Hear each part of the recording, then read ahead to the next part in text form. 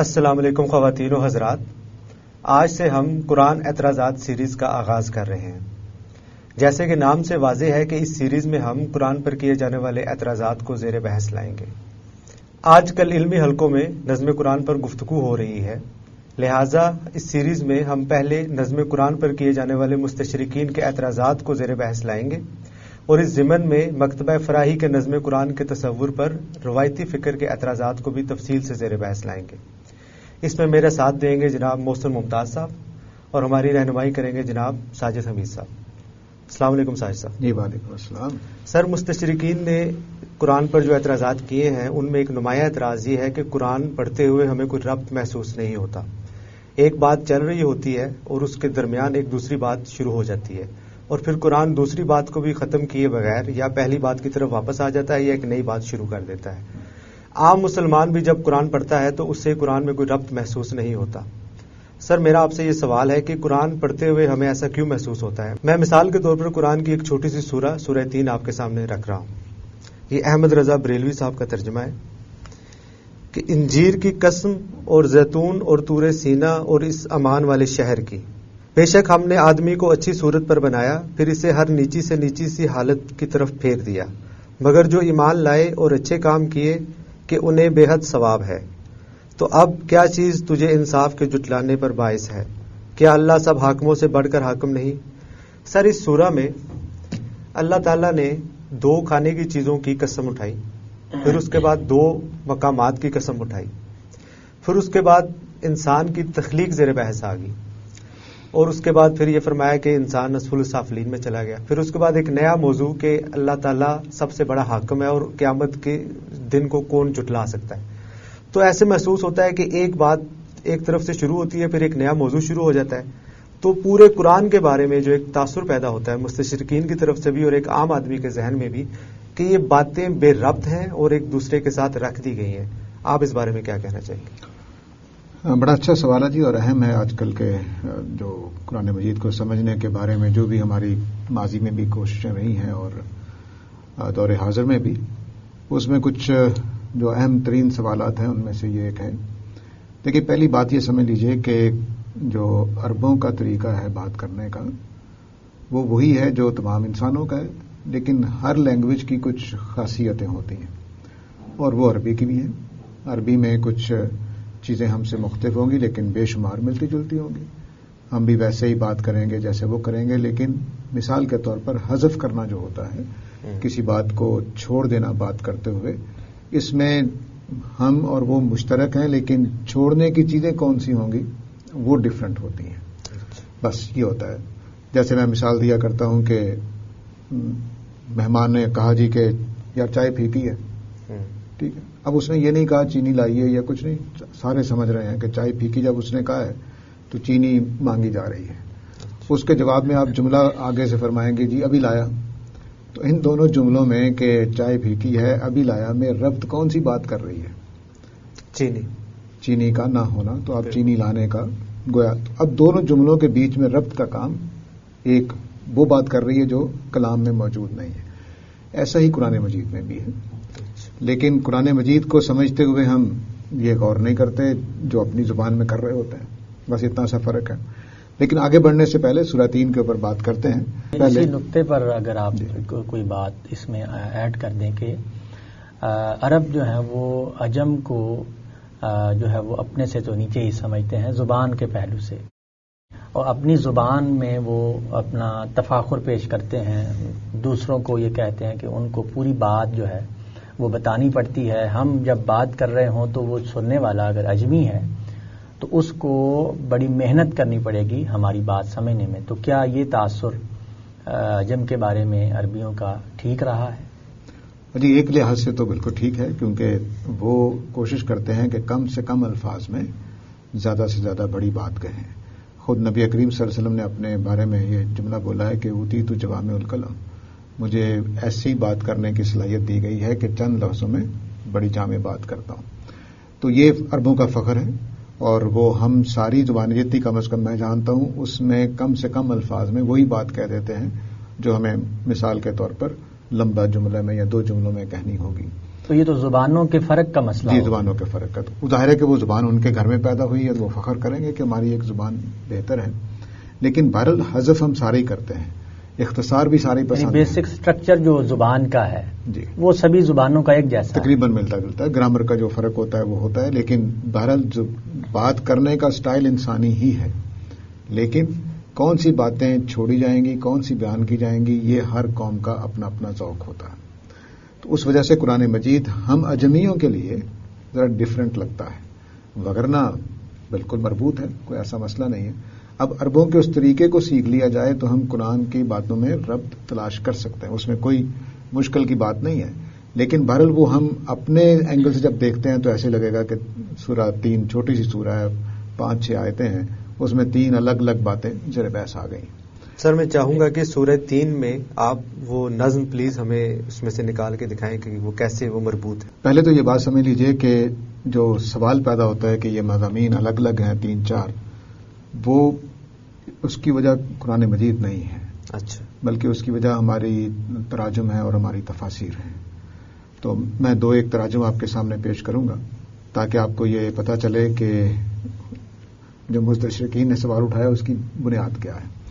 سب سے پہلے یہ دیکھیے، یہ ترجمہ ہے شاہ عبد القادر صاحب کا، اس میں آپ دیکھیے کہ قسم انجیر کی اور زیتون کی اور طور سینین کی اور اس شہر امن والے کی، ہم نے بنایا آدمی خوب سے خوب اندازے پر، پھر پھینک دیا اس کو نیچوں سے نیچے، مگر جو یقین لائے اور کی بلائیاں سو ان کو نیگ ہے بے انتہا، ٹھیک ہے، پھر اس پیچھے تو کیوں جٹلاوے بدلہ ملنا، ٹھیک ہے۔ یعنی یہ شاہ صاحب تو پرانی اردو پرانی اردو ہے، لیکن بھارت آپ سمجھ سکتے ہیں کہ جو آپ کا احساس تھا کہ یہ 3-4 باتیں ہیں وہ یہاں پر محسوس ہو رہی ہیں، لیکن صرف یہ نہیں کہ ترجمے میں ایسا محسوس ہو رہا ہے، کیونکہ انہوں نے بیچ میں شاہ صاحب کا اصول یہ تھا کہ لفظوں کے تحت بس ترجمہ کر دیا جائے، اچھا، جو چیزیں ہیں وہ سائڈ پہ اگر کوئی اہم ہے تو بیان کر دی جائیں، فیک لکھ کر فائدہ لکھ کر وہ بیان کر دیتے تھے، وہ بھی ہم بعد میں دیکھتے ہیں۔ اب دیکھیے یہ ترجمہ جو ہے یہ احمد رضا صاحب کا ہے، یہ بھی قدیم لوگوں میں سے ہیں۔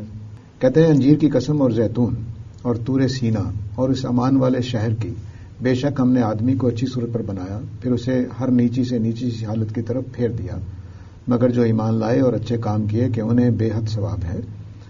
کیا چیز تجھے انصاف کے جٹانے پر باعث ہے، کیا اللہ سب حاکموں سے بڑھ کر حاکم نہیں۔ اب دیکھیے کہ یہ ترجمہ، اور یہ جب کوئی پڑھے گا تو اس کو سمجھ نہیں آئے گا کہ کیسے جڑا ہے۔ اب ایک تفسیر بھی دیکھ لیجیے، یہ نعیم الدین مراد آبادی صاحب کی تفسیر ہے، خزائن العرفان جو ترجمہ ابھی ہم نے رضا صاحب کا پڑھا ہے اس کے اوپر یہ حواشی لکھے ہوئے ہیں۔ پہلا فائدہ دیکھیے، اس فائدے میں آپ دیکھ رہے ہیں کہ انہوں نے جو انجیر اور تین اور زیتون ہے اس کے بارے میں کچھ فرمایا ہے کہ یہ نہایت عمدہ میوہ ہے جس میں فضلہ نہیں ہے، یہ اس کے طبی فائدے ہیں، بدن کو فربہ کرنے والا ہے، بلغم کو چھانٹنے والا وغیرہ وغیرہ، ٹھیک ہے۔ اور ویسے بھی سر ایک عربی اگر بدتینی جب اس کی زبان ہے پڑھے گا تو اس کو یہ فوائد یا اس ذہن تو ادھر جاتا ہے، جاتا بالکل جائے گا، اس میں کوئی شبہ نہیں۔ اب آگے زیتون کے اوپر انہوں نے برکتیں بیان کر دی، بس اب اس کے بعد آپ دیکھیے کہ آپ اس کی اوصاف بیان کر رہے ہیں کہ اس تیل کی جیسی خوبیاں کسی میں نہیں ہیں، بغیر خدمت کے یہ درخت پرورش پاتا ہے، 1000 برس تک یہ پھل دیتا ہے وغیرہ وغیرہ۔ آگے کہتے ہیں فیت 2 میں، فیت 3 میں، فیت فائدہ نمبر 3 میں یہ وہ پہاڑ ہے، اب طور سینا کی بات ہو رہی ہے جس پر اللہ تعالیٰ نے موسیٰ علیہ السلام کو کلام سے مشرف فرمایا۔ تو موضوع بالکل، کیونکہ وہ طور سینا تو لفظ بالکل ظاہر ہے، بالکل ظاہر ہے، تو اس لیے انہوں نے بیان کر دیا۔ اس میں اب دونوں کے بیچ میں دونوں باتیں اکٹھی کیوں ہوئی ہیں، زیتون اور تین اکٹھا کیوں ہے، کوئی واضح نہیں کر رہا ہے۔ اب یہ نظم کے بغیر، نظم کے تصور کے بغیر چل رہی ہے۔ اس کے بعد فائدہ نمبر 4 میں کہتے ہیں مکہ مکرمہ بلد الامین۔ پھر فائدہ نمبر 5 جو آسان تقویم والا تھا، یعنی بڑھاپے، اور سمار دادا ہوں اسفل سافلین، کہتے ہیں یعنی بڑھاپے کی طرف، یعنی آدمی کو جوانی سے بڑھاپے کی جوان پیدا کیا تھا، صحت مند تندرست خوبصورت، لیکن پھر بڑھاپے کی طرف کر دیا، اور بڑھاپے میں جا کر جو بھی بال سفید ہو جاتے ہیں، جھریاں پڑ جاتی ہیں، سارا انہوں نے بیان کر دیا۔ فائدہ 6 کہتے ہیں اگرچہ ذوف پیری کے باعث وہ جوانی کی طرح کثیر طاقتیں بچا نہ لا سکے، ان کے عمل کم ہو جائیں، لیکن کرم الہی سے انہیں وہی اجر ملے گا شباب اور قوت کے زمانہ میں۔ اب کہتے ہیں ایمان والوں کو کیا فائدہ ہوگا کہ ان کی جوانی تو کمزور ہو گئی، لیکن بہرحال اجر و ثواب ان کو جوانوں والا ملے گا۔ ٹھیک ہے. اب یہ جو دیکھیے آپ کے اس میں صرف الگ الگ 4-5 باتیں آپ نے کر دی. سر جو مستشرقین کہتے ہیں وہ اس کے مطابق بالکل ٹھیک کہہ رہے ہیں. بالکل. تو یہ جو ہمارا ایک طرز تھا ترجمہ کرنے کا اور اس کی تفسیر کرنے کا، اس کی وجہ سے لازماً سوال پیدا ہوگا. صحیح نہیں سر، اگر اس تفسیر کو جو انہوں نے بیان کیا ہے، ظاہر علماء جب ترجمہ کا کہتے ہیں تو ساتھ تفسیر بھی کہتے ہیں. تو اب تفسیر کی بات اگر ہم صورت میں رکھیں تو اس کا یعنی کیا اسٹرکچر بن رہا ہے کہ قسم ہے 3 کی یعنی انجیر کی. اب انجیر کے فوائد یعنی تمہارے لیے اللہ تعالیٰ نے انجیر کے فوائد بیان کیے ہیں. زیتون کے فوائد کو تم جانتے ہو، اور وہ طور سینا کو تم جانتے ہو، اور یہ امن والا شہر ہے. بے شک ہم نے ایک انسان کو بڑا خوبصورت بنایا ہے، شباب میں گیا ہے، پھر وہ جوانی ڈھلتی ہے تو بڑھاپے میں چلا جاتا ہے، اور وہ اپنی ایمان لائے گا تو نیکیاں کرتا رہے گا. اور کیا تم اس کے باوجود بھی ایک قیامت کے دن کو جھٹلا رہے ہو اور تمہاری تکذیب اے نبی یہ پھر بھی کر رہے ہیں. تو یہاں پر آ کر یہ معلوم ہوتا ہے کہ یہ جو زور ہے فما یکذبک بعد بالدین، تو اس کے باوجود بھی یہ کیوں جھٹلا رہے ہیں. اس کا مطلب ہے پیچھے کو بہت بڑی بات کو بہت بڑی دلیل ہے، لیکن جب ہم دیکھتے ہیں تو کوئی بات واضح نہیں ہو رہی. دلیل اس طرح نظر نہیں آ رہی. یعنی دلیل تو یہ یوم الدین کی آنی چاہیے. بالکل ٹھیک بات ہے اس کی. ہاں، ایک اور چیز دیکھ لیجئے پھر میں آپ کے سوال کی طرف آتا ہوں، کیونکہ وہ پھر مجھے بتانا پڑے گا کہ نظم کے تحت جب سورہ کو دیکھیں گے تو کیا نتائج نکلیں گے اور اس کی پوری تصویر کیا بنے گی. ابھی تصویر یہ بن رہی ہے کہ 2 پھلوں کا ذکر ہے، 2 مقامات کا ذکر ہے، پھر اس کے بعد انسان کی تخلیق کا ذکر ہے، اور پھر تکذیب آخرت یا جزا و سزا کی تکذیب کا ذکر ہے اور اللہ کے حاکم ہونے کا. یہ 4-5 چیزیں، ان کو اکٹھا جتنا مرضی کر لیں آپ، کوئی ایک جامع اس کو عنوان نہیں دے سکتے. کوئی سمجھ نہیں آتی سوائے اس کے کہ بعد لوگوں نے جزیات کو جوڑنے کی کوشش کی ہے کہ مثلا انجیر جو ہے وہ انسانی اوصاف والی ہے، اس کے اندر ملتے جلتے اوصاف ہیں وغیرہ وغیرہ، لیکن کوئی ایک بات کہی جا سکتی ہے کہ یہ سورہ آیتیں اکٹھی کرنے کا مقصد کیا ہے، یہ نہیں بتایا جا سکتا. ایک اور یہ تفسیر ہے صلاح الدین یوسف صاحب کی. اس میں دیکھیے کہ انہوں نے پہلے تو بس ترجمہ کر دیا ہے قسم انجیر اور زیتون کی، دیکھ رہے ہیں آپ، اور طور سینین کی. یہاں البتہ انہوں نے نوٹ لکھا ہے کہ حضرت موسیٰ علیہ السلام یعنی انہوں نے زیتون اور انجیر کو ویسے رکھا ہے. پھر مکہ مکرمہ کا ذکر آ گیا، ٹھیک ہے، اس میں امن حاصل ہے. اور اب آگے چل کر انہوں نے کچھ اور بات کی ہے کہ انجیر اور زیتون سے مراد وہ علاقہ ہے جہاں پر اس کی پیداوار ہوئی، اور وہ ہے بیت المقدس جہاں حضرت عیسیٰ پیغمبر بن کر آئے. ٹھیک ہے جی. اب یہاں پر انہوں نے ایک دو رائے بیان کر دی ہیں کہ کچھ مفسرین کے ہاں پھل مانے جا رہے ہیں اور کچھ کے ہاں مقامات ہیں جو انبیاء کرام کے. لیکن آگے سے تعلق کیا ہے وہ نہیں جڑ رہا. اس کے بعد وہ انسان کی آسن تقویم کی بات ہے. تو اب اس میں انہوں نے کیا، عام جو جانور ہیں ان کا منہ نیچے کو جھکا ہوا ہوتا ہے، ٹھیک ہے. انسان ہے جو دراز قد اور سیدھا ہے، اس کو آسن تقویم انہوں نے مراد لیا ہے، ٹھیک ہے. اور اپنے ہاتھوں سے کھاتا ہے، پھر اس کے اعضاء کو نہایت تناسب کے ساتھ بنایا. تو گویا یہ بھی 2 باتیں ہو گئیں، 2 پھلوں کا ذکر یا 4 مقامات کا ذکر، اور اس کے بعد انسان کی تقویم کا ذکر، پھر اس کے بعد بڑھاپے اور جوانی کا وہی معاملہ. ٹھیک. لیکن اس میں ہم دیکھ رہے ہیں صلاح الدین یوسف صاحب نے جیسے لکھا ہے کہ یہ ایک پھل اور مقامات 2، اور پھر انسان کا احسن تقویم ہونا، پھر اسفل سافلین ہونا. تو یہ ان میں کیا ایسی بات ہے کہ یہ جوڑ پائے؟ یہ جوڑ رہے ہیں، یہ ایک پہلو سے جوڑ رہے ہیں. اب دیکھیے وہ کہتے ہیں یہ انسان سے خطاب ہے کہ اللہ نے تجھے بہترین صورت میں پیدا کیا اور وہ تجھے اس کے برعکس ذلت میں گرانے کی قدرت رکھتا ہے. اس کا مطلب ہے کہ اس کے لیے دوبارہ پیدا کرنا کوئی مشکل نہیں، لہذا قیامت برپا کرے گا. انہوں نے اس طرح سے جوڑا، لیکن یہ صرف پیچھے سے نہیں جوڑ رہا سر، آگے جڑ رہا ہے شاید. ہاں، صرف اس بات سے جڑ رہا ہے آسان تقویم اور قیامت. سر ایک سوال یہاں پہ یہ پیدا ہوتا ہے کہ کیا وہ نہیں جوڑ پائے، اس کے نتیجے میں یہ نقطہ نظر پیدا ہوا کہ قرآن متفرق جملوں کا مجموعہ ہے. فطری سی بات ہے، جب ہمارے مفسرین اس کو نہیں جوڑتے، جوڑ پائے نہ کہیے، نہیں جوڑتے، تو اس کا مطلب یہ ہے کہ لوگ اس سے سوال اٹھائیں گے کہ پھر کیا باتیں ہو رہی ہیں. ویسے بھی تو سر انسان جب کلام کرتا ہے تو کبھی بھی اس طرح نہیں کرتا. ہاں، ایسا ہرگز نہیں کرتا کہ بس وہ مختلف باتیں کہتا چلا جائے. باتیں ابھی سارا دن ہم بھی بات کرتے ہیں، گھر بھی کرتے ہیں، آفس میں کرتے ہیں، تو یہ اس طرح کی بات تو کوئی انسان بھی نہیں کرتا. بالکل. لیکن جب انسان قرآن مجید پڑھتا ہے تو ایک مقدس کتاب سمجھ کر اب اس کے ذہن اس کا سیٹنگ کر رہا ہوتا ہے کہ اگر سمجھ نہیں بھی آ رہا یا کہیں کوئی الجھن ہے، کوئی مشکل ہے، تو ممکن ہے کہ وہ نظر انداز کر دے. ذہن جو ہے وہ یا وہ یہ بھی سوچ سکتا ہے کہ خدا تعالیٰ ایسے ہی بات کرتا ہے، اس کے شان بے نیازی ہے کہ وہ ایک موضوع سے جس کا دل کرتا ہے تو وہ اگلے موضوع پہ چلے جاتا ہے. وہ تو ہم تب کریں گے دونوں باتیں کہ یہ قرآن مجید سے ثابت ہو جائے کہ بھئی یہ باتیں بکھری ہوئی ہی ہیں. اگر کوئی کوشش اس میں کامیاب ہو جائے کہ ان آیتوں کا باہمی ربط جان لے تو کیا وہ زیادہ پسندیدہ نہیں ہوگی؟ جی پلیز سر، وہ آپ پلیز پیش کیجیے. سوالات جو آپ لوگوں نے اٹھا لیے ہیں اور ہم نے ترجموں سے دیکھے ہیں کہ تین اور زیتون کا طور سینین اور حاذا البلد الامین سے کیا تعلق ہے. ٹھیک ہے، یہ سوال اٹھ گیا ہمارے ذہنوں میں. یہ سوال اٹھ گیا ہمارے ذہن میں کہ جو یہ تکذیب کا معاملہ ہے اس کا پچھلی باتوں سے کیا تعلق ہے، احکم الحاکمین کا پچھلی باتوں سے کیا تعلق ہے، یہ سوال اٹھ گیا ہے. پھر احسن تقویم کا کیا مطلب ہے کہ بھئی دو علاقوں کے بعد احسن تقویم کا کیا مطلب ہے کہ انسان کو بنایا ہے. یہ سوالات ہمارے ذہن میں اٹھ گئے ہیں. پھر ثم رددناہ اسفل سافلین کا سوال اٹھ گیا ہے. اور پھر زیتون اور تین اور زیتون اور طور سینین کے ساتھ ایمان والوں کا کیا تعلق ہے اور اللہ کا تعلق کس چیز سے ہے. یہ سارے سوالات اگر ہم یہ لفظوں کے اندر رہتے ہوئے جوڑ سکیں تو یہ سمجھ لیجئے کہ قرآن مجید پر مربوط کلام ہے. لیکن اگر نہ جوڑ سکیں تو پھر قصور ہو سکتا ہے کہ پھر بھی ہمارا ہی ہوگا کیونکہ ہم انسان ہیں، کاوش میں ناکام ہو جاتے ہیں. اب دیکھیے کہ سارے مفسرین جو ہیں قدیم اور جدید تین اور زیتون کو کے بارے میں دو تین آراء دے رہے ہیں. اب ایک ہے کہ یہ پھلوں کے نام ہیں، ایک رائے یہ ہے، دو پھل ہیں. ایک رائے یہ ہے کہ یہ ارض بیت المقدس کی علاقہ ہے کیونکہ وہاں پر تین اور زیتون ہوتے ہیں اس علاقے کو. بعض لوگوں نے بیت المقدس، بیت اللہ اور اس طرح کی بھی تقسیم کی ہے. اور ایک رائے یہ بھی ہے کہ یہ فلسطین ہی کی سرزمین ہے، دونوں اکٹھے بول کر. ٹھیک، اچھا، دونوں اکٹھے بول کر سرزمین فلسطین مراد ہے.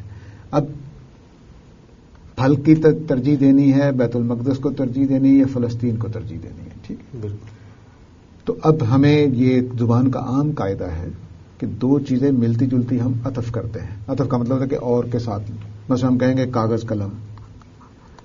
ٹھیک ہے جی، کاغذ قلم کو اکٹھا کریں گے، کاغذ اور بھنڈی کو اکٹھا نہیں کریں گے عام طور سے سوائے اس کے کوئی مسئلہ بن جائے. ٹھیک ہے، تو کاغذ قلم اکٹھا ہو رہا ہے، کاغذ بھنڈی اکٹھا نہیں ہو رہا، ہمیں عجیب سا عطف لگے گا. تو کیوں کاغذ قلم کو اکٹھا ہو رہا ہے؟ کیونکہ دونوں کے ایک طرف مناسبت ہے، قلم و کرتاس، کاغذ اور قلم. لیکن کاغذ اور بھنڈی اکٹھا نہیں ہوتا. تو یہ تین اور زیتون اور طور سینین کیسے اکٹھا ہو سکتے ہیں، یہ سوال ہے. بالکل. تو اب یہ دو جگہیں ہیں، واضح سی بات ہے، ان کے بارے میں تو کوئی شبہ نہیں کہ یہ پھلوں کے نام نہیں ہیں. اب ہمیں یا تو ان کو جگہ ثابت کرنا ہے یا ان کو پھل ثابت کرنا ہے تاکہ وہ ان کی مناسبت پیدا ہو جائے. ٹھیک ہے. تو اب ہمیں ان کا تو جگہ معلوم ہے، ان کو تو ہم پھل نہیں بنا سکتے. ان کے بارے میں اب تحقیق کی جائے گی کہ یہ تین اور زیتون کیا چیز ہے. صحیح. تو ہم مفسرین کے پاس بھی جا کر دیکھ سکتے ہیں کہ ان لوگوں نے جگہ کا نام لیا ہے، فلسطین کا نام لیا ہے. اور میں آپ کو دکھاتا ہوں یہاں پر، یہ ہم نے صلاح الدین یوسف صاحب کی بھی دیکھی کہ انہوں نے بھی اس کو لکھا ہے کہ یہ بیت المقدس ہے. ٹھیک ہے، اور یہ جگہ. اب دیکھیے کہ انہوں نے صلاح الدین یوسف صاحب نے بیت المقدس مراد وہ علاقہ ہے جہاں اس کی پیداوار ہو رہی ہے. ٹھیک ہے. اور انہوں نے بھی تقی عثمانی صاحب ہیں، انہوں نے دیکھیے کہ لکھا ہے نیچے کہ انجیر اور زیتون فلسطین اور شام میں زیادہ پیدا ہوتے ہیں، اس لیے ان سے فلسطین کے علاقے کی طرف اشارہ ہے جو حضرت عیسیٰ کا جہاں پیغمبر بنا کر بھیجا گیا.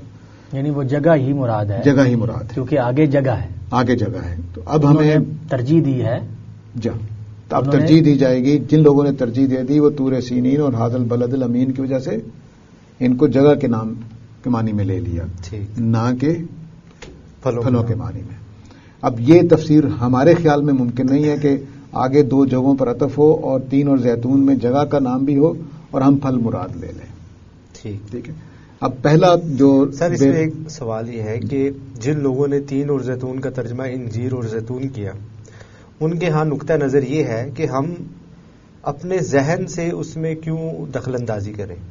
مثلا آپ نے کہا کہ آگے کی 2 چیزیں 2 مقامات ہیں، تو اس کو بھی ہم مقام لیں گے، تو یہی وہ چیز نہیں ہے جس کو یہ کہا جاتا ہے کہ نظم داخل کیا جا رہا ہے قرآن میں اپنا. دیکھیے کلام کے اندر کچھ کرینے ہوتے ہیں جو معنی کو، مثلا میں آپ کو جملہ بول رہا ہوں، اس نے گولی کھائی، کون سی گولی مراد ہے؟ بیماری میں کھانے والی. ٹیبلٹ ہو سکتی ہے، ٹافی ہو سکتی ہے، ٹھیک ہے، اور بلٹ بھی ہو سکتی ہے. اس نے گولی کھائی، اس کا درد سر جاتا رہا. اب کون سی ہو گئی؟ اب وہ واضح ہو گیا کہ وہ بیماری ٹیبلٹ ہے، ٹھیک ہے. تو اس نے گولی کھائی، اس کا درد جاتا رہا، یہ کرینہ بن گیا ان 3 گولیوں میں سے. ٹافی بھی کھائی جاتی ہے، بندوق کی گولی بھی کھائی جاتی ہے، اور ڈسپرین بھی کھائی جاتی ہے. تو اس نے گولی کھائی متعین کیا ہے کس نے؟ اگلے جملے نے. ٹھیک، یہ سیاق و سباق ہوتا ہے، یہ میری عقل نہیں ہے، یہ سیاق و سباق ہے. یہاں پر بھی طور سینین اور حاذل بلد الامین سیاق و سباق بنا رہے ہیں، ٹھیک، جو مجھے مجبور کر رہے ہیں کہ 3 اور زیتون کو میں ان 3 معنی میں سے کسی ایک معنی میں ترجیح دے دوں. ٹھیک. جیسے میں نے جی یہاں 3 معنی میں سے ایک کو ترجیح دی ہے.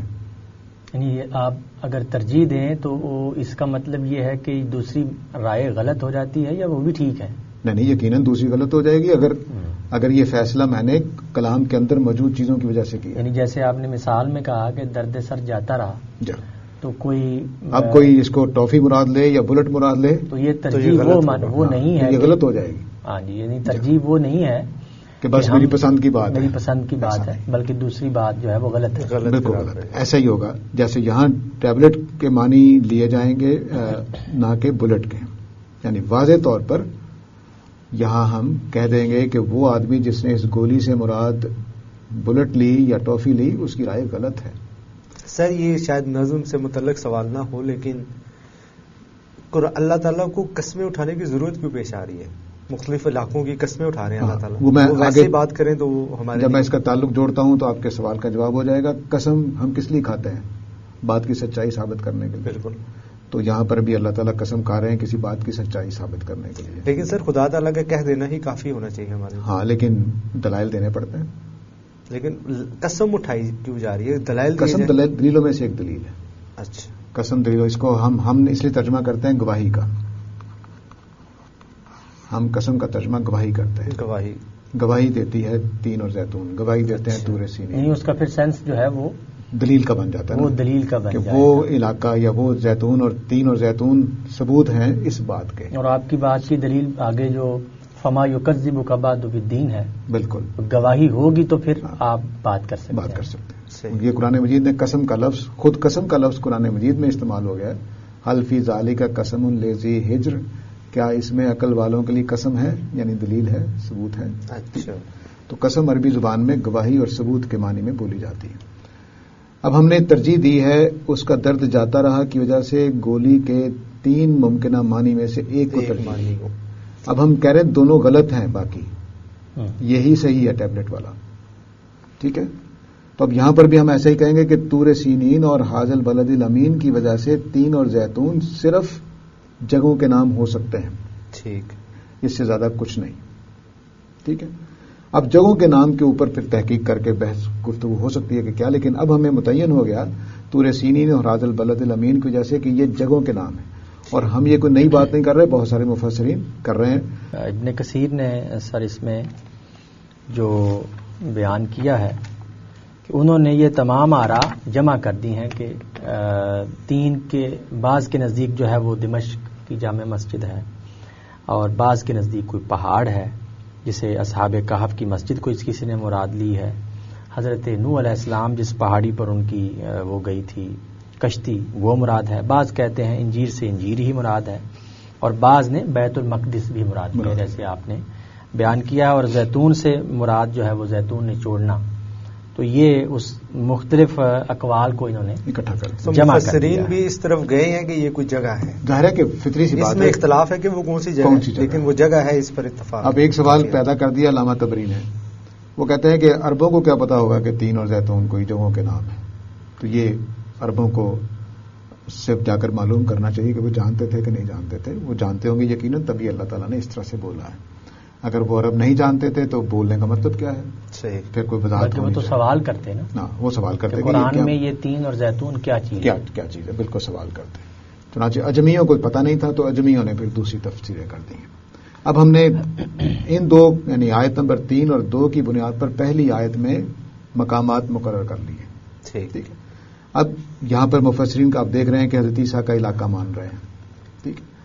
اب اگر ہم ذرا عیسیٰ علیہ السلام کے حوالے سے چلے جائیں مزید تحقیق کے لیے تو ایک اور عجیب غریب بات سامنے آئے گی آپ کے کہ زیتون ایک پہاڑ کا نام ہے یروشلم کے شروع میں.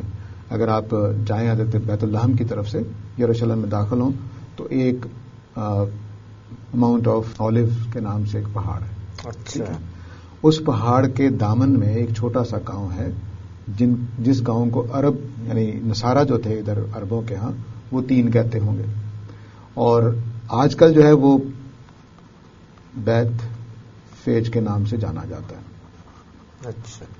اور بیت میں یہ بیت ہے، عربی میں بھی استعمال ہوتا ہے جگہ گھر کے معنی میں، اور فیج فگ ہے، غالباً انگریزی میں اسی سے فگ بنا ہے. تو بیت فیج کا مطلب ہے انجیر کا جگہ، انجیر اگنے کا مقام. اچھا. ٹھیک ہے. تو 3 و زیتون میں اب یہ واضح ہے کہ حضرت عیسیٰ کا علاقہ ہے جس میں یہ انجیر پائی جاتی تھی. پہاڑ زیتون کا ہے، اس کے دامن میں 3 والا کوئی انجیر والا کوئی گاؤں ہے. اب یہ 3 مقامات کا آپس میں جو بکھیرا سا نظر آ رہا تھا کہ 3 اور زیتون کا آگے سے کیا تعلق ہے وہ واضح ہو گیا کہ یہ 3 مقامات ہیں. ہمارے یہ 2 سوالات حل ہو گئے کہ ان کا اس کے ساتھ کیا تعلق ہے، یہ حل ہو گیا. اب انبیاء حضرت عیسیٰ اس علاقے سے متعلق ہیں، حضرت موسیٰ علیہ السلام اس علاقے سے متعلق ہیں، اور اس علاقے سے 3 پیغمبر متعلق ہیں. ابراہیم علیہ السلام. سر ایک سوال یہ ہے کہ یہ تو بڑا مشکل سا کام لگ رہا ہے کہ ایک آیت کو تمام پہلوؤں سے دیکھ کر پھر اس کو اگلی آیتوں کے ساتھ جوڑنا، تو یہ ایک عام بندے کے لیے تو قرآن پڑھنا بہت مشکل نہیں ہو جائے گا اس طرح؟ نہیں، کوئی مشکل نہیں ہے. ابھی آپ نے ان 2 جملوں کو جوڑا ہے، اس نے گولی کھائی، اس کا درد جاتا رہا. وہی پروسیس یہاں ہو رہا ہے. صرف اتنی بات ہے کہ میرے اور آپ کے لیے عربی زبان ہے، کچھ معلومات عربوں والی میرے پاس نہیں. جیسے آپ نے پہلے ہم نے تفسیر دیکھی ہے، ترجمہ دیکھا ہے، تو اس سے تو یہ مسئلہ پیدا ہوتا ہے. بالکل ہوتا ہے کہ وہ اب جوڑ ہی نہیں رہا. لیکن یہ ایک عرب کے لیے ایسے ہی جیسے میرے اور آپ کے لیے اس نے گولی کھائی، اس کا درد جاتا رہا. صحیح. بالکل ویسا ہی جملہ ہے، کوئی مشکل نہیں ہے. اگر اس کو پتا ہو کہ 3 اور زیتون جگہوں کے نام ہیں، طور سینین بھی جگہ کا نام ہے، ھذا البلد الامین بھی، تو کوئی مشکل نہیں ہے اس کو جوڑنے میں. ٹھیک. اب رہ گیا، اب جہاں پر دیکھیے میں نے کہا کہ پہلے حصے میں حضرت عیسیٰ علیہ السلام مراد ہیں، دوسرے میں حضرت موسیٰ علیہ السلام مراد ہیں، تیسرے میں جو ہیں وہ 3 انبیاء کا ذکر ہے. ہم ابھی ماضی میں چلے جاتے ہیں ایک لمحے کے لیے، محمد صلی اللہ علیہ وسلم کو ابھی شامل نہیں کرتے کیونکہ ماضی کے 2 پیغمبر پیچھے زیر بحث ہیں. حال کا پیغمبر ابھی اس پر تو یہ آیتیں اتر رہی ہیں، یعنی جس وقت قرآن مجید مکے میں اتر رہا ہے. جی، اس وقت ماضی کے 3 مقامات کے حوالے دیا جا رہا ہے. اور قریش مکہ نبی کریم صلی اللہ علیہ وسلم کو ابھی رسول نہیں مان رہے، تو ان کا آنا دلیل کیسے بن سکتا ہے؟ صحیح. وہ مان ہی رہے. ابراہیم علیہ السلام ان کے لیے دلیل بن سکتے ہیں، اور اسماعیل علیہ السلام ان کے لیے دلیل بن سکتے ہیں. یعنی جن مفسرین نے وَھَٰذَا الْبَلَدِ الْأَمِينَ میں محمد صلی اللہ نبی صلی اللہ علیہ وسلم کو مراد لیا ہے، تو وہ اس وجہ سے بات ٹھیک نہیں ہے کہ وہ اس وقت آپ کا وجود تو زیر بحث تھا کہ وہ رسول ہیں کہ نہیں ہیں، تو ان کو گواہی کے طور پر پیش نہیں کیا جا سکتا، بطور دلیل پیش نہیں کیا جا سکتا. اس لیے ہمیں پھر ماضی میں جانا پڑے گا ابراہیم علیہ السلام اور اسماعیل علیہ السلام کی طرف سے. ٹھیک ہے. اب ابراہیم علیہ السلام اور اسماعیل علیہ السلام، حضرت موسیٰ علیہ السلام اور حضرت عیسیٰ علیہ السلام، ان تینوں کو سامنے رکھیے. 3 مقام، 3 انبیاء پیغمبر. آگے فرمایا لقد خلقنا الانسان فی احسن تقویم. اب 3 مقامات کے ساتھ اس بات کو جڑ کے آنا چاہیے کہ ہم نے انسان کو احسن تقویم میں پیدا کیا. سر یہ آیت تو انسان کے اشرف المخلوقات ہونے کے لیے اکثر پیش کی جاتی ہے. ہاں، لیکن اب وہ اس کو جنرلائز نہیں کیا جا سکتا جب تک کہ کلام اجازت نہ دے. صحیح. اب کلام کیا کہہ رہا ہے کہ 3 مقامات ہیں، اس میں انسان کو بہترین تقویم پر پیدا کیا ہے. ان مقامات میں جنرل بات نہیں ہے. ہاں، یہ مقامات کا بیان ہو گیا نا. ٹھیک. مثلا میں کہوں لاہور اور اس کے بعد جملہ بولوں ہم نے انسان کو بہترین حالت میں پیدا کیا، تو لاہور ہی مراد ہوں گے. لاہوریوں کے علاوہ. سر اس میں تو لقد سے پہلے کوئی ایسی بات چنانچہ کوئی یعنی جب جیسے کلام جڑتا ہے ہاں یہ وہ ہونا چاہیے تھا. یہ عربوں کی سنت ہے. عرب ایسے ہی بولتے ہیں. عرب ایسا نہیں بولیں گے پیچھے جوڑنے کا کوئی جملہ بولا ہے. اچھا کبھی لے بھی آئیں گے جب پتہ چلے کہ یہاں پر مشکل ہو جائے گی کسی کے لیے. عرب اس وقت جوڑنے کا کوئی حرف لے کر آئیں گے جب پیچھے جوڑنے میں مشکل پیدا ہو رہی ہو. یعنی یہ سامع کی ذہانت پر یا اس کے اوپر چھوڑ دیتے ہیں کہ وہ خود بخود جو ہے وہ اس کو جوڑ لیں. ایک عرب اپنے لیے توہین محسوس کرے گا کہ آپ زیادہ مفصل کلام اس کے سامنے کریں. اچھا وہ توہین محسوس کرے گا کہ مجھے کند ذہن مانا جا رہا ہے. تو اب 3 جگہوں کا نام لیا گیا. 3 جگہوں کے بعد فرمایا کہ ہم نے انسان کو آسان تقویم میں پیدا کیا. تو مطلب ہے ان 3 جگہوں پر فطری سی بات ہے. میں نے کہا لاہور، ہم نے لاہور شہر بسایا، انسان کو بہترین حالت میں پیدا کیا، تو مراد ہے لاہور میں. ٹھیک ہے. عربوں کو طریقے کے مطابق ہم جملہ لے کر آئیں گے اور اس میں یا اس طرح کے کر کے بات کریں گے. تو سر یہ ان مقامات کو اللہ تعالیٰ نے خاص حیثیت دی ہے کہ یہاں پر انسانوں کو نہیں، ان انبیاء کے زمانے. اب آگے واضح کرتا ہوں اچھا کہ آسان تقویم پیدا کرنے کا مطلب کیا ہے. مطلب یہ ہے کہ رسول آئے. اچھا رسولوں نے آ کر اتمام حجت کیا. اتمام حجت کے بعد دشمنوں کو، کافروں کو ختم کر دیا گیا. نیک لوگوں کی ایک جماعت شروع کی گئی. یہ نیک لوگوں کی جماعت جو ہے اس کو فی آسان تقویم کہا ہے. یعنی کہ پیغمبروں کے ساتھی. پیغمبروں کے ساتھی جیسے صحابہ کی ایک جماعت نبی کریم صلی اللہ علیہ وسلم نے عرب میں پیدا کر دی. ایسا ہی اس پر یہ سوال ہو سکتا ہے نا کہ یہ جو آپ نے، یہ تو آپ کے ذہن میں ہے، آپ کو تو قرآن مجید کے ذریعے سے یہ معلوم ہو گیا. تو جب ایک مکے کے اندر سورت اتر رہی ہے، مکی سورت ہے، ابو جہل بھی سن رہا ہے، ابو لہب بھی سن رہا ہے، اور بھی لوگ سن رہے ہیں جو منکر ہیں نبی صلی اللہ علیہ وسلم کے بھی، قرآن کے بھی، آخرت کے بھی، جن کو یہ سمجھانا مقصود ہے، تو کیا وہ تو یہ تو سمجھ لیں گے کہ تین اور زیتون اور طور سینا اور بلد الامین یہ کیا جگہ ہیں، کیا چیزیں ہیں. آگے لقد خلقنا الانسان فی احسن تقویم میں جو آپ فرما رہے ہیں کہ وہاں پر ایک قوم جو ہے وہ نئی پیدا کی گئی، پچھلی مٹائی گئی، تو کیا وہ اس بات کو جانتے ہیں؟ جی عرب جانتے ہیں. قرآن مجید نے اس مضمون کو جس طرح سے بیان کیا ہے وہ مکی صورتوں میں اس کے بعد یہ مزید واضح ہو گیا. یعنی ان کے لیے یہ مانی ہوئی بات ہے. خواہ قرآن سے پہلے کچھ مبہم سی رہی ہو، لیکن قرآن نے تو اب مکی صورتوں میں اس مضمون کو اتنا واضح کیا ہے کہ میں قومیں لاتا ہوں، رسول آتے ہیں مٹا دیتے ہیں. اس سے پہلے سورہ مزمل میں اللہ تعالیٰ موسیٰ کی قوم کے بارے میں بتا چکے ہیں کہ میں نے فرعون کی طرف رسول بھیجا، نہیں مانا. تو اس کو ایسا یہ کہا نہیں جا سکتا کہ ایک نئی قوم آ گئی، بلکہ یہ کہا جائے گا کہ ایک نئے نقطہ نظر کے لوگ آ گئے. ایسا کہہ لیں، اسی قوم کے اندر کوئی مسئلہ نہیں. آسان تقویم کا مطلب ہے کہ اللہ تعالیٰ نے توحید پر، اچھے اخلاق پر دوبارہ قائم کر دیا. لیکن سر ہمارے مفسرین جب اس کو لقد خلقنا الانسان فی احسن تقویم میں بیان کر رہے ہیں، جیسے کہ ہم نے پہلے دیکھا صلاح الدین یوسف صاحب ہیں یا دوسرے لوگ ہیں، تو وہ اس کو اب کاٹ دیا ہے انہوں نے. قسم، جواب قسم جو زبان کا قاعدہ ہے اس کے لحاظ سے انہوں نے یہ نہیں بیان کیا، بلکہ اس کو پچھلی بات سے کاٹ کر اب ان تمام انسانوں پر لگا کر ان کی جسمانی ساخت کو اور بظاہر جو نظر آتا ہے اس میں انہوں نے ڈال دیا ہے، لیکن آپ اس کو بہترین اخلاق میں اور ایمانیات میں قرار دے رہے ہیں. تو یہ نظم کی وجہ سے. جی میں آگے بتاتا ہوں. اس کی جس طرح سے یہ کرینہ تھا، اس نے گولی کھائی، اس کا درد جاتا رہا، ایسے ہی اگلے جملے اس بات کا کرینہ ہے کہ آسان تقویم کا مطلب جسمانی خوبی نہیں ہے. اچھا تو اگلے جملے بتا رہے ہیں. ٹھیک ہے. وہ جملے یہ ہیں کہ ثم رددناہ اسفل سافلین. نیچے جانا جسمانی طور پر کیا مطلب ہے؟ صحت خراب ہونا یا معذور ہونا، یا اس کو نہ عربی میں نیچے جانا کہتے ہیں نہ اردو میں. عام زبان میں یہ جملہ تو نہیں بولتے. عام زبان میں ہم کسی کی صحت خراب ہونے کو نیچے جانا نہیں. وہاں احسن تقویم سے مراد اگر یہ لیا جائے کہ انسان کی ساخت بہت اچھی ہے اور بہت بیلنسڈ ہے، تو کسی بھی قسم کا فلاؤ پیدا ہونا اس کو کہیں گے کہ وہ اسفل سافلین کی طرف جا رہا ہے. یہ نہیں کہیں گے، یہ کہیں گے کہ اس کی صحت گر رہی ہے. اس طرح کا جملہ بولیں گے. اچھا. کلام زبان کے جو اپنی محاورے ہیں، بولنے کا انداز ہے. مثلا میں جگری دوست کو کلیجی دوست نہیں کہہ سکتا. یہ کہہ سکتا ہوں؟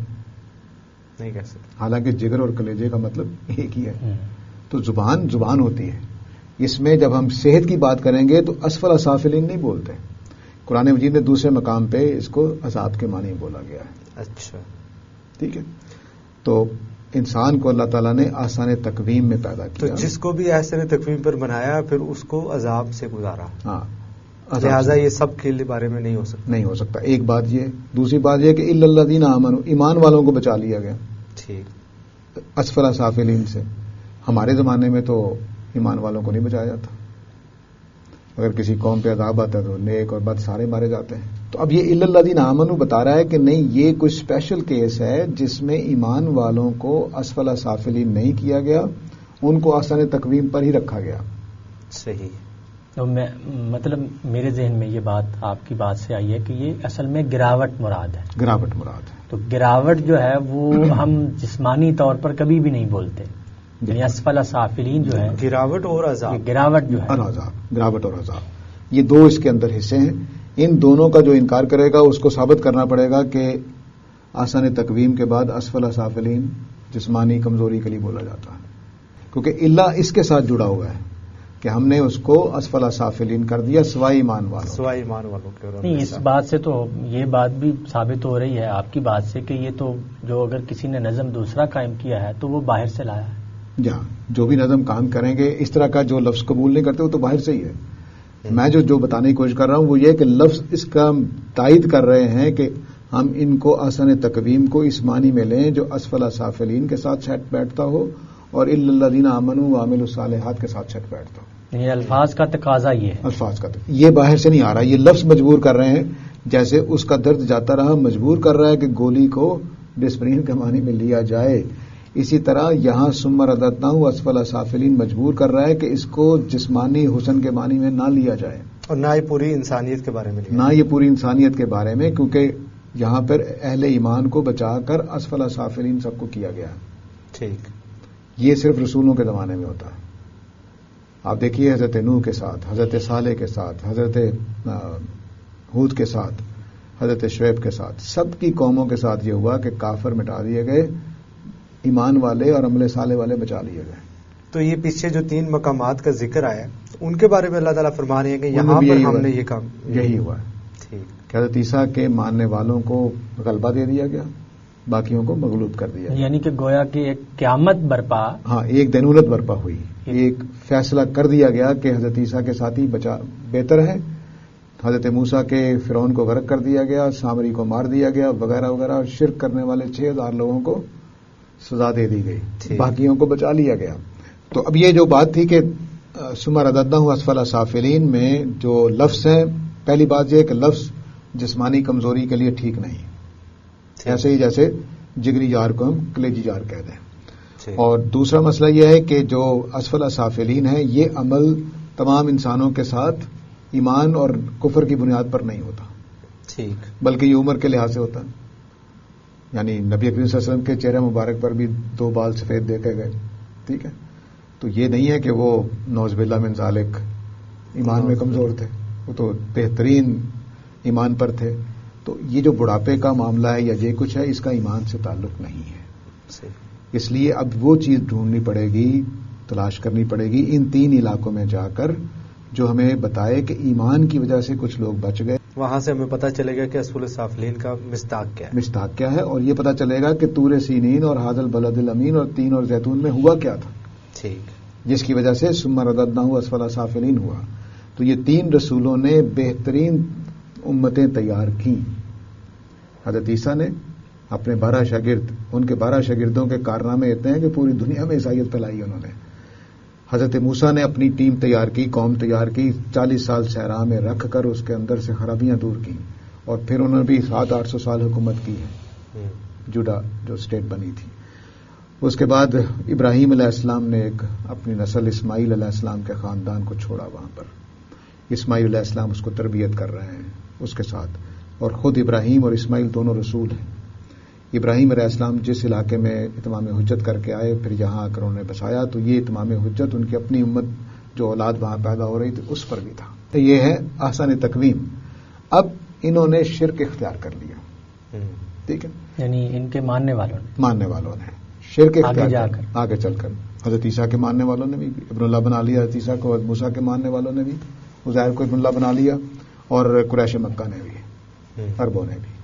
اب اللہ تعالیٰ کہہ رہے ہیں کہ میں نے تمہیں آسان تقویم میں پیدا کیا تھا، لیکن تمہاری اپنی حرکتوں کی وجہ سے. اب سافلین جو ہے نا، اس میں بھی کوئی جو لوگ ترجمہ کر رہے ہیں نا صحت کے اعتبار سے، وہ سافلین کو حل نہیں کر پاتے.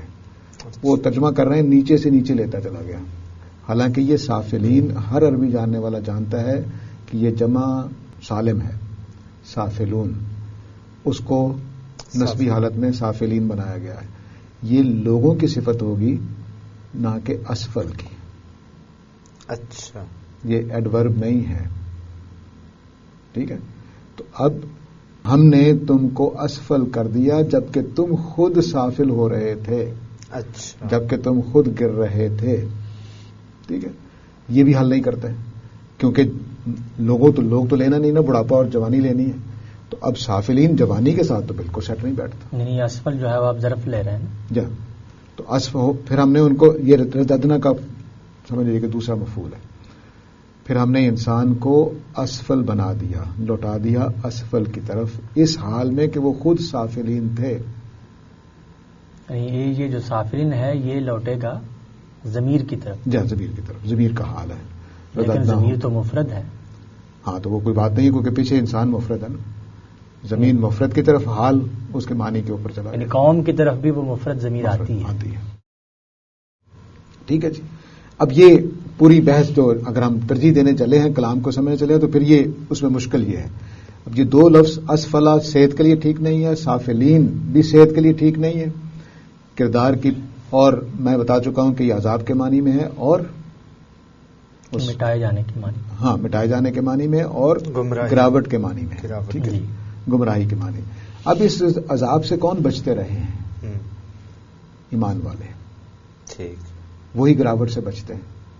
ٹھیک ہے، اور عمل صالح والے. تو فرمایا کہ ان کے بارے میں غیر مجنون اجر، یعنی ان کو نہ دنیا میں کاٹا جائے گا اجر سے، نہ آخرت میں کاٹا جائے گا. ٹھیک، یعنی یہ تقابل جو فلہم اجر غیر ممنون ہے، یہ اسفل سافلین کا تقابل ہے. ہاں جی، اس کا تقابل ہے.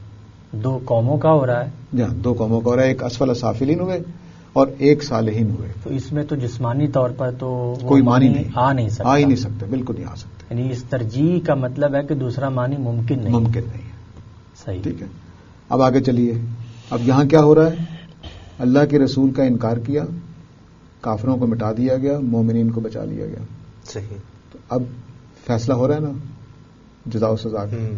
تو فرمایا کہ اب تمہیں کون جھٹلائے گا اس کے بعد کہ جزا و سزا ہونی ہے. پورا استدلال پیش کرنے کے بعد یہ بات کا سینس بنتا ہے.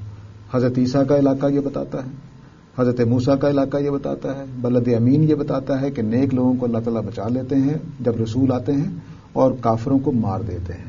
تو کیا اب بھی تم جھٹلاؤ گے کہ جزا و سزا نہیں ہونی؟ یعنی یہ پوری تصویر تاریخ کی ان 4 آیات میں یا 4 لفظوں میں، یعنی قرآن مجید کا یہ اعجاز ہے جس سے وہ عرب متاثر ہوتے رہے ہیں. اور یہ وہ پہلو ہے، یہ وہ پہلو ہے. ورنہ اگر وہ اس طرح پڑھیں یا کوئی پڑھ کے سنائے ان کو جیسے پہلے پڑھا گیا ہے، تو وہ تو مطلب ظاہر ہے کہ اب مستشرق بھی اعتراض کرے گا، عرب بھی اعتراض کرے گا، یہ ہو کیا رہا میرے ساتھ. لیکن جب عربوں کو پتا ہے کہ ہم اس طرح سے بات کرتے ہیں، اس بات کے بعد اوپر 3 زیتون، طور سینین اور حاضر البلد الامین میں ایک دینونت برپا ہوئی. اس دینونت کو دلیل بنایا اور فرمایا کہ اب اس دینونت کا کون انکار کرے گا جو قیامت والے دن ہونی ہے. سر میں چاہوں گا کہ آپ جو آپ ترجمہ کیا آپ نے، تو اس کو ایک سلیس اگر پڑھ دیں آپ تو ہمیں سمجھ آ جائے کہ اس کا نظم کیا بن رہا ہے. جی، اب میں استاد گرامی کا ترجمہ آپ کو گامدی صاحب نے ترجمہ کیا ہے وہ پڑھ کے سنا دیتا ہوں. 3 اور زیتون کے پہاڑ گواہی دیتے ہیں. وہاں پر انہوں نے قسم کی جگہ آپ گواہی ترجمہ کر دیا کیونکہ اگلی بات کا وہ ثبوت بن رہے ہیں، تو اس لیے انہوں نے گواہی کا لفظ بول دیا. اور وہ جو پہاڑ جگہ تھا وہ انہوں نے نمایاں کر دیا. 3 اور زیتون کے پہاڑ گواہی دیتے ہیں اور طور سینین اور تمہارا یہ شہر امین، یہ بھی گواہی دیتا ہے. گواہی دیتا ہے. جہاں تینوں یہاں پر گواہی ہے اور یہاں پر بھی گواہی. یعنی اردو والا تو فوراً سمجھ گیا ہے. ہاں، وہاں نہیں سمجھے گا کہ حذف جو ہے وہ گواہی ہی ہے. 3 اور زیتون کے پہاڑ گواہی دیتے ہیں اور طور سینین اور تمہارا یہ شہر امین کہ انسان کو ہم نے ان مقامات پر پیدا کیا تو اس وقت وہ بہترین ساخت پر تھا، پھر ہم نے اسے پستی میں ڈال دیا جبکہ وہ خود پستیوں میں گرنے والا ہوا. سو اے پیغمبر اس کے بعد کیا چیز ہے جو روز جزا کے بارے میں تمہیں جٹلاتی ہے؟